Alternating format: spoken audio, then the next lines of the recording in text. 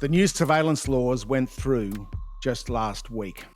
So we now know that the police and government security agencies can get a warrant to creep around inside your computer, legally tamper with your data, copy, alter, delete, add stuff, and they can do this with a warrant from the AAT, which is stacked with Liberal Party operatives and ex-government people, and they can do it on the suspicion of a crime alone. So this was marketed about pedophiles and about terrorists. But of course, there's not that many terrorists and pedophiles around, and these laws will be abused. They are. If the legal capacity is there, they will be used for the wrong purposes. But there's a huge equity issue here, and that is that this is a one-way street. The security agencies can get inside our lives and check out our most intimate activities online on any device, see what's going on, spy on us.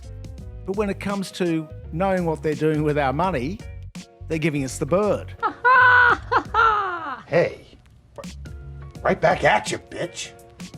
A JobKeeper, of course, and we've had some pretty vigorous coverage of JobKeeper in recent days, and we need to keep this up because it's the biggest transfer of wealth in Australian history. It's like in 2008, the mother of all bailouts in the US, where Main Street bailed out Wall Street. This is our mother of all bailouts.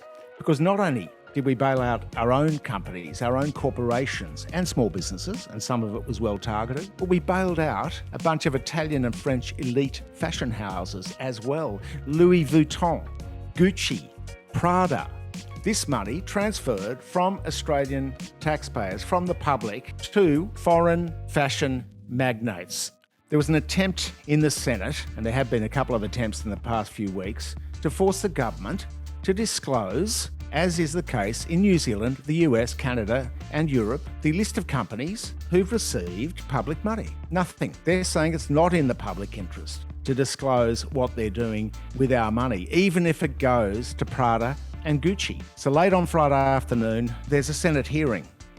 We had Nick McKim from the Greens and Rex Patrick, and they were grilling both the ATO Commissioner Chris Jordan and Denise Wilkinson, who's a high-ranking Treasury official, about the JobKeeper scheme. Can't we make it transparent? Chris Jordan, the ATO Commissioner, was talking about, no, we can't do that because, and we quote him here, the notion of reasonable excuse. Now, I've never heard of this notion of reasonable excuse. I doubt there's a doctrine of reasonable excuse anywhere in the world. But here they are, bumbling around, trying to cover the government's butt on this key issue. Now, the Treasury official, when asked about a clawback mechanism and why this wasn't enacted in the legislation, bear in mind, we've seen what happened with robo-debt. When ordinary people are overpaid by the government, or even if they're not in many cases, there's this jihad to get the money out of them, to get the money back. She was asked on a number of occasions, did you give advice? Did Treasury give advice to the Treasurer, Josh Frydenberg, about a clawback mechanism? And she kept on stonewalling. Did Treasury advise the Treasurer that there should be a clawback mechanism or something similar in the program? Or did Treasury advise that there should not be such a mechanism? Treasury was very concerned about a clawback mechanism, and in the JobKeeper review, we recommended that the program continue to be run out in the manner in which it had been designed. So you did not recommend a clawback? We certainly expressed our concerns about the consequence that a clawback mechanism could have. So again, you saying that you've expressed concerns actually doesn't respond to my actual question. So, Senator, it's a yes or no answer, really. Senator, Be honest with the Senate. Senator Patrick, hang on, Senator Patrick, you don't have the call. Please allow the witness to answer the question. I'd love her to answer the question. all I can say is that we expressed very strongly what our concerns were around the potential impact of a clawback mechanism. Well, I know I'm going to lose the call here, but I just want to be clear. I think the Treasury have been quite clear about this question. We will give the Treasury officials a final word before we hand the call on. In the JobKeeper review, we did not recommend the introduction of a clawback mechanism. So the one-way street. They can know everything about us and pry into our lives and manipulate our personal information. but we're not even allowed to know what they're up to with our money. Transparency and secrecy is a real issue. Disclosure is a huge issue in this government. In New South Wales, for 3 months, we've been waiting for an FOI request for somebody to do something about it. We just heard now they're putting us off a few more weeks.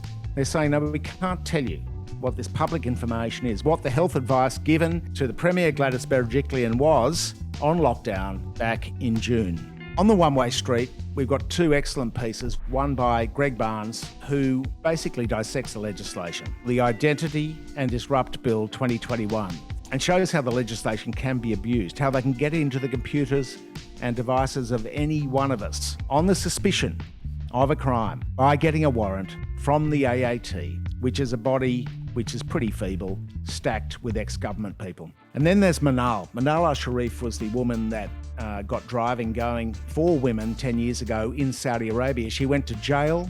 She became a global human rights figure.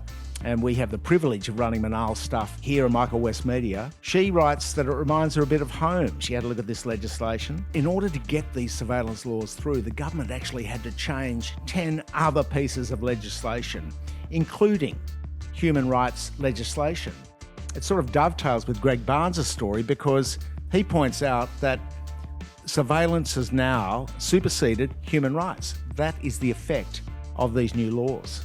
So I'd urge you to read those two stories. I mean, there hasn't been much coverage of this stuff in the mainstream media, but these are critical things. These are laws that will be abused, that will be targeted at adversaries of the government. There's already a lot of targeting going on of government adversaries. People speaking their mind on Twitter, government employees getting the sack. The bureaucracy has been weakened. It has been outsourced to the big four. We have become a corporatocracy, frankly. And one of the fundamental issues here is transparency and disclosure.